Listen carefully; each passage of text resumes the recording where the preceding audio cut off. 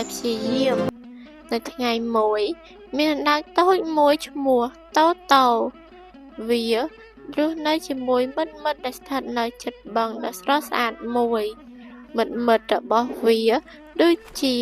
កង្កែបបង្គានិងត្រីតូចសុទ្ធតែអាចហែលទឹកលឿនបានតែតូតូវិញវាហែលយឺតណាស់ថ្ងៃមួយកង្កែបបាននិយាយថា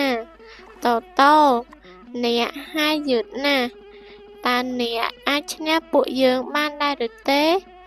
តូតូញញឹមហើយនិយាយថាបើខ្ញុំព្យាយាមអនុវត្តជារៀងរាល់ថ្ងៃខ្ញុំនឹងលឿនជាងនេះជាមិនខានជារៀងរាល់ថ្ងៃតូតូចេញហែលទឹកនៅពេលថ្ងៃរះវាហែលយឺតតែវាព្យាយាមរាល់ថ្ងៃនៅពេលខ្លះវាខកចិត្តតែវាមិនបោះបង់ឡើយ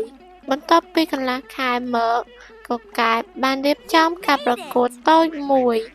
តូតូបានចូលរួមផងដែរការប្រកួតនោះបានចាប់ផ្ដើមតូតូហែលមិនឈប់នោះឡើយវាបានឆ្ពោះទៅខាងមុខនិងអាចទៅដល់គោលដៅមុនគេមិត្តទាំងអស់ពិតជាសប្បាយចិត្តណាស់ព្រោះពួកគេបានឃើញថាតូតូហែលទឹកលឿនជាងមុន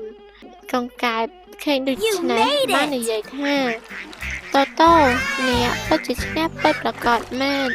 ព្រោះអ្នកមិនដែលធ្លាប់បោះបង់នោះឡើយសារៈសំខាន់នៃរឿងនេះផងដែរ